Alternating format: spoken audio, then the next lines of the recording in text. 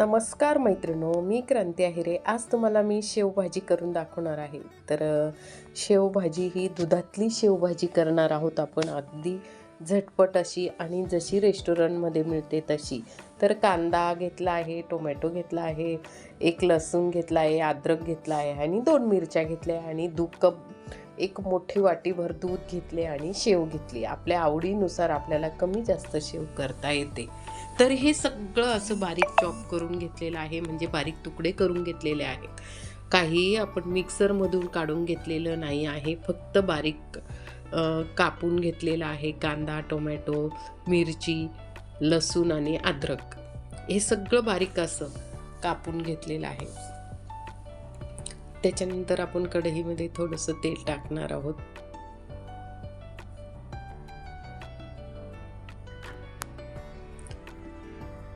तर आपण आता इथे कढईत तेल टाकलेलं आहे. आपल्याला जितकं लागतं तितकं तेल टाकून घेतलेलं आहे. तर थोडंसं जिरं टाकलेलं आहे. त्याच्यानंतर कांदा परतून घेणार आहोत.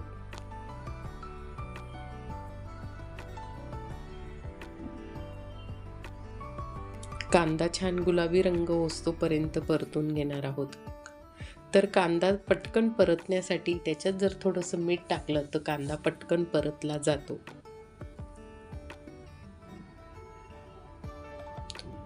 तर आपला कांद्याचा रंग बदललेला आहे.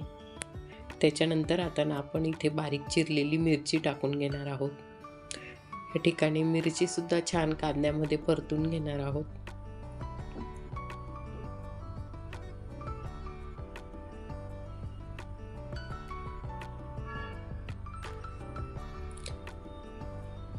मिरची छान परतली गेलेली आहे.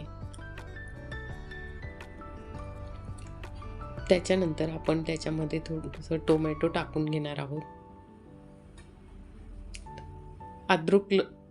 अद्रक व लसणाची पेस्ट, अद्रक व लसूण सुद्धा आपण त्याच्यात आधीच टाकून घेतलेला होता. त्याच्यानंतर आपले हे घरी दळलेले जे मसाले आहेत तेच वापरलेले आहेत. थोडासा अर्धा चमचा एक गरम मसाला, लाल तिखट आणि हळद असं वापरून घेणार आहोत. आपले घरचेच मसाले. तुम्हाला वाटला तर तुम्ही शेवभाजी मसाला जर बाहेरचा किचन किंग मसाला, शेवभाजी किचन किंग मसाला जर वापरला तरीही चालेल, पण मी ही माझे घरातले मसाले अगदी छान मी घरीच केलेले असतात तेच वापरत असते. या ठिकाणी आपल्या चवीनुसार मसाले आपण इथे वापरून घ्यायचे आहे. आणि मी मसाले सुद्धा असे छान परतून घ्यायचे आहे. जोपर्यंत त्याचा मसाल्यांचा कच्चापणा जात नाही तोपर्यंत असं परतून घ्यायचे आहे. आणि मसाले जळू नये म्हणून आपण थोडंसं किंचित पाणी टाकून घेतलेलं आहे. आणि जोपर्यंत आपलं तेल सुटत नाही तोपर्यंत आपण इथे परतून घेणार आहोत.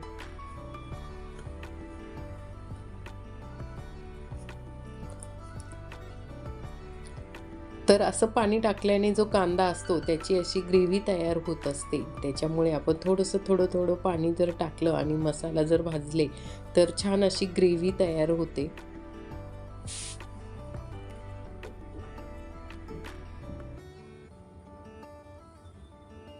तर बघा, अशा पद्धतीने आता त्याला तेल सुटायला लागलेलं आहे आणि आपल्याला छान असं तेल दिसायला लागलेलं आहे. आणि आपण याला थोडं मलाई असलेलं दूध टाकून घेतलेलं आहे. तर मी 1 वाटी दूध वापरलेलं आहे. तुम्हाला जर अजून रस्सा पाहिजे असेल तर तुम्ही अजून एखादी वाटी दूध टाकू शकतात.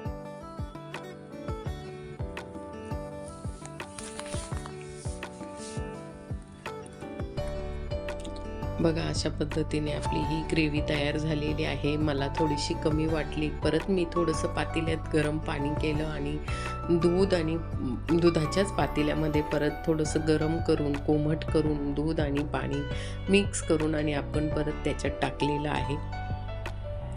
आणि छान अशी उकळी येतोपर्यंत वाट बघितलेली आहे. गॅसची फ्लेम जी आहे ती मंद करून दिलेली आहे. आणि आता साईडला उकळी यायला लागलेली आहे. बघा,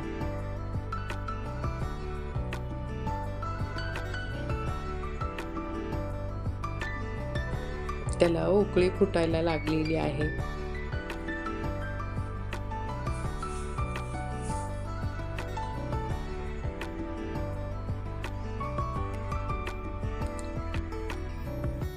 त्याला छान अशी उकळी फुटायला लागली की तेव्हा आपल्याला त्याच्यामध्ये बघा अशी उकळी फुटलेली आहे आणि आता आपल्याला त्याच्यात शेव टाकायची आहे.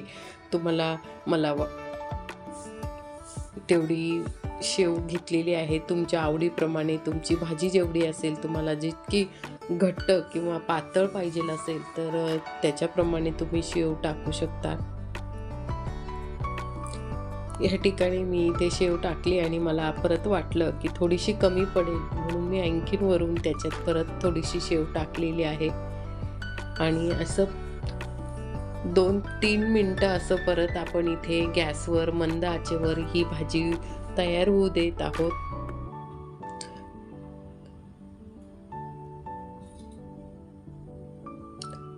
गॅसची फ्लेम ही थोडीशी मंदच करून ठेवा, कारण आपण त्याच्यात दूध टाकलेलं असतं ते दूध फुटू नये म्हणून त्याची फ्लेम थोडी मंद करून ठेवा. आणि छान अशी ही ग्रेव्ही तयार झाली आपली. ही दूध शेव भाजी खूप सुंदर अशी झालेली आहे. आता आपण त्याच्यावरून थोडीशी कोथिंबीर वगैरे चिरून टाकलेली आहे.